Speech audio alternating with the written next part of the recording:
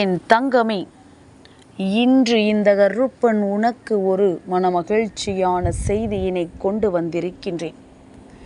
என் பிள்ளையே, உன்னுடைய குலசாமியான இந்த கருப்பன் இன்று உனக்கு தருகின்ற இந்த வாக்கிலிருந்து சர்வ நிச்சயமாக உன்னுடைய மனது தெளிவடைய போகின்றது. என் பிள்ளையே, இன்று இந்த கருப்பன் உனக்கு தரப்போகின்ற வாக்கு என்ன தெரியுமா? என் பிள்ளை, உன்னை கண்ணீர் சிந்த வைத்தவர்கள், உன்னுடைய மனதை காயப்படுத்தியவர்கள், இவர்கள் இன்று அவர்கள் அழக்கூடிய சூழ்நிலையில் நின்று கொண்டிருக்கின்றார்கள். அவர்கள் உனக்கு செய்த பாவத்திற்கும் துரோகத்திற்கும் தண்டனை கிடைத்து விட்டது. அந்த தண்டனையை உன்னுடைய குலதெய்வம் கொடுத்து விட்டது. என் பிள்ளையே, இந்த கருப்பனை குலதெய்வமாக கொண்டவர்களுக்கு இந்த கருப்பன் தண்டனையை கொடுத்திருக்கின்றான். அதே நேரத்தில் மற்றவர்களுக்கு யாரொருவர் அவர்களின் குலதெய்வமாக இருக்கின்றார்களோ அவர்களின் மூலமாக அவர்களை அழ வைத்தவர்களுக்கு தண்டனை கிடைத்திருக்கின்றது. என் பிள்ளையே, இது என்னவாக நடந்தது, எப்பொழுது நடந்தது, அவர்களுக்கு என்ன தண்டனை கிடைத்திருக்கிறது என்பதனை என் பிள்ளை நீ தெரிந்து கொள்ள வேண்டிய நேரம் அல்லவா? அதை உன் கருப்பன் உனக்கு தெளிவாக விளக்கி சொல்லிட இந்த நேரத்தில் வந்திருக்கின்றான். என் குழந்தையே, உன் வாழ்க்கையில் நடந்த ஒவ்வொரு விஷயங்களும் உன்னை மிகுதியான வேதனைக்கு ஆளாக்கி நிறுத்தி வைத்திருக்கும் பொழுது உன்னுடைய கண்ணீரை கண்ட உன் குலதெய்வம் அத்தனை வேதனையுற்றது. உன்னுடைய கண்ணீருக்கு என்ன காரணம் என்று பார்த்த பொழுது இன்னொருவரினுடைய செயல்கள் உன் வாழ்க்கையில் உன்னை பாதித்ததுதான் என்பதனை தெரிந்து கொண்டார்கள். என் பிள்ளையே, உண்மையாகவே சில விஷயங்களை நாம் தெரிந்து கொள்ள வேண்டும். எத்தனை பெரிய தவறுக்கும் தண்டனையிலிருந்து தப்பிக்கலாம், ஆனால் ஒரு பொழுதும் அடுத்தவரின் கண்ணீருக்கு காரணமாக இருந்தவர்கள் தப்பிக்க முடியாது. அதிலும் குறிப்பாக குலதெய்வத்திடம் இருந்து தப்பிக்க முடியாது. ஒருவேளை தவறு செய்தவரும் தவறை பாதிக்கப்பட்டவரும் வேறு வேறு குலத்தை சார்ந்தவர்களாக இருக்கின்ற பட்சத்தில் யாரொருவர் இவரை கண்ணீர் சிந்த வைத்தார்களோ அவர்களின் குலதெய்வமே அவர்களுக்கு தண்டனையை கொடுக்கும். அதுபோல கண்ணீர் சிந்திய பிள்ளையினுடைய குலதெய்வமும் அவர்களுக்கு தண்டனையை கொடுக்கும். இதுதான் உண்மை. அதனால் என் பிள்ளையே, என்ன நடந்தாலும் குலதெய்வம் அதனை தட்டி கேட்கும் என்பதனை மறந்து விடாதே. உடனடியாக அது நடக்கவில்லை என்றால் அதற்கு காரணம் அவர்களுக்கு குலதெய்வம் பல வாய்ப்புகளை கொடுத்திருப்பார்கள். சட்டென்று ஒருவருக்கு தண்டனை கொடுத்து விட முடியாதல்லவா?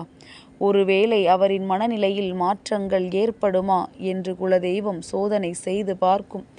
அப்படியும் அவர்கள் எந்த ஒரு மனமாற்றத்தையும் ஏற்றுக்கொள்ளவில்லை என்றால், எவ்வளவுதான் வாய்ப்புகள் கொடுத்தும் அதனை அவர்கள் சரியாக பின்பற்றவில்லை என்றால் நிச்சயமாக அதன் பிறகு இந்த வாழ்க்கை அவர்களுக்கு மிக பெரிய ஒரு தண்டனையை இவர்களின் கைகளில் இருந்தே பெற்று கொடுக்கும்.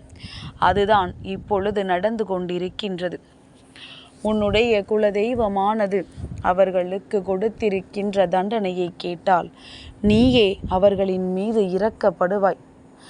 எதிரிக்கு கூட இப்படி ஒரு நிலை வரக்கூடாது என்று என் பிள்ளை நீ கண்ணீர் வடிப்பாய். என் குழந்தையே, முதலில் சில விஷயங்களை தெளிவுபடுத்திக்கொள். உப்பு தின்றவன் தண்ணீர் குடித்துதான் ஆக வேண்டும் என்பது போல தவறு செய்தவன் அதற்குரிய தண்டனையை பெற்றுத்தானே ஆக வேண்டும். அதுதான் இப்பொழுது நடந்து கொண்டிருக்கின்றது. அந்த விஷயம்தான் இப்பொழுது உன் வாழ்க்கையில் நடந்து கொண்டிருக்கின்றது. இதை புரிந்து கொண்டு என் பிள்ளை, இந்த வாழ்க்கையில் உனக்கான விஷயங்களை பெற்றுக்கொள்ள நீ தயாராகிவிட வேண்டும். இந்த வாழ்க்கை உனக்கு கொடுத்த ஒவ்வொரு சந்தோஷங்களையும் என் பிள்ளை நீ தெளிவாக புரிந்து கொண்டால் உன்னை சுற்றி இவர்கள் செய்த விஷயங்கள் என்னவென்று நிச்சயமாக நீ புரிந்து கொள்வாய். உன் குலதெய்வத்திற்கு இந்த அளவிற்கு கோபம் வந்திருக்கிறது என்றால் உன்னுடைய கண்ணீர் அவர்களை எந்த அளவிற்கு பாதித்திருக்கிறது என்று நீ சிந்தித்துப் பார். அதனால் என் பிள்ளையே, எந்த ஒரு காலத்திலும் உனக்கு யாரும் இல்லை என்று சொல்லி ஒரு நாளும் நீ வருந்தாதே. யார் இல்லை உனக்கு? எல்லோருமே உனக்காகத்தான் இருக்கின்றார்கள். இந்த மனிதர்களை நம்புவதை விடுத்து இந்த தெய்வத்தின் மீது நம்பிக்கை வைத்திருப்பது உண்மை என்றால் நிச்சயமாக உனக்கு தெரிய வரும் யாரெல்லாம் உனக்கு துணையாக இருக்கிறார்கள் என்று, யாரெல்லாம் உன் வாழ்க்கையில் உனக்கு நன்மைகளை செய்கிறார்கள் என்று.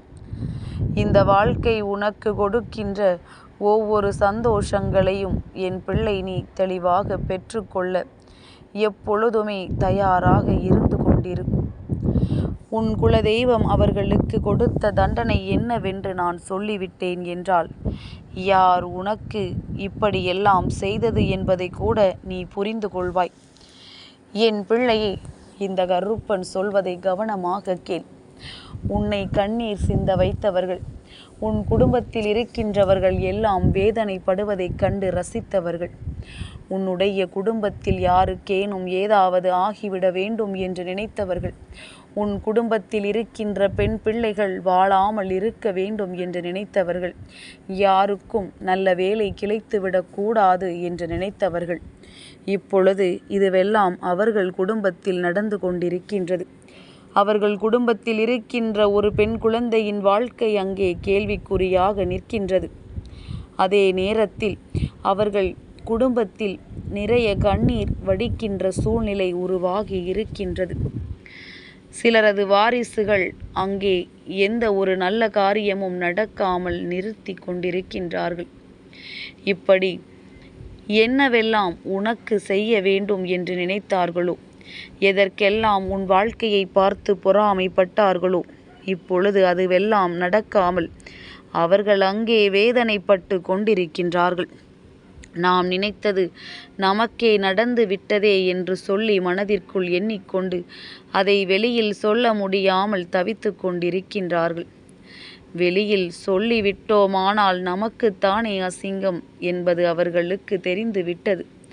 அதனால் அவர்கள் வாழ்க்கையில் நடக்கின்ற எந்த ஒரு விஷயங்களையும் வெளியில் சொல்லாமல், வெளியில் அதிகமான நடமாட்டமும் இல்லாமல் அமைதியாக இருக்கின்றார்கள். இப்பொழுது தெரிந்து கொண்டாயா இந்த கருப்பன் சொல்ல வருவது யார் என்று? யார் உன் வாழ்க்கையில் இதையெல்லாம் செய்தார்கள் என்று உனக்கு இப்பொழுதாவது புரிகின்றதா? என் பிள்ளையே, நீ நினைப்பது சரிதான்.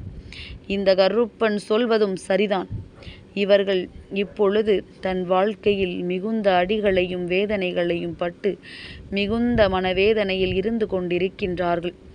இந்த நிலையிலும் அவர்கள் செய்த தவறை உணர்ந்து விட்டார்கள் என்றால் அவர்களுக்கு மன்னிப்பு கிடைக்க வாய்ப்பு அதிகம். இல்லை, இப்பொழுதும் தான் செய்த தவறை ஒத்துக்கொள்ளாமல் இருப்பார்கள் என்றால் அவர்களுக்கு கிடைக்கப் போகின்ற இந்த தண்டனை இன்னமும் அதிகரிக்கும். இதுவரையிலும் பெற்ற தண்டனையே அவர்களுக்கு போதும் போதும் என்கின்ற அளவில் இருக்கின்றது. இதற்கு மேலும் அவர்களுக்கு தண்டனை கிடைத்தால் நிச்சயமாக இந்த வாழ்க்கையையே அவர்கள் வெறுத்து ஓடுவார்கள் என்பதில் எந்த ஒரு மாற்று கருத்தும் கிடையாது. என் பிள்ளைக்கு இந்த வாழ்க்கை என்னவெல்லாம் செய்திருக்கிறது என்ற சந்தேகம் இருக்குமானால் இன்று உன் குலதெய்வம் செய்த இந்த விஷயத்தை கேட்ட பிறகாவது நீ மன நிம்மதியோடு இரு. உனக்குள் இருக்கின்ற தேவையற்ற எண்ணங்களை எல்லாம் விடுத்து இந்த வாழ்க்கை உனக்கு தருகின்ற நல்ல எண்ணங்களை தெளிவாக்கு. என்றென்றும் உனக்கான சந்தோஷங்கள் எல்லாம் உன்னை பின்தொடர்ந்து வந்து கொண்டே இருக்கும் என்பதனை நீ மறந்து விடாதே. இந்த வாழ்க்கை உனக்கு தர நினைக்கின்ற அத்தனை சந்தோஷங்களும் உன்னுடைய மனநிலைக்கு ஏற்றவாறு தெளிவாக கிடைக்கும் என்பதனை நீ புரிந்து கொண்டால் போதும். அனைத்தும் உன் வசமாக நிச்சயமாக மாறும். எதிர்வருகின்ற அத்தனை சூழ்நிலைகளும் உனக்கானதாக மாறும். கருப்பன் இருக்கும் வரை என் பிள்ளைக்கு எதை பற்றிய பயமும் வேண்டாம். உன் குலசாமி நான் அடித்து சொல்கின்றேன், உனக்கு துரோகம் நினைக்கின்ற யாரும் இங்கே வாழ்ந்து விட முடியாது. என் தங்கமே, இந்த கருப்பனின் ஆசீர்வாதங்கள் என்றென்றைக்கும் உனக்கு முழுமையாக கிடைத்து கொண்டே இருக்கும்.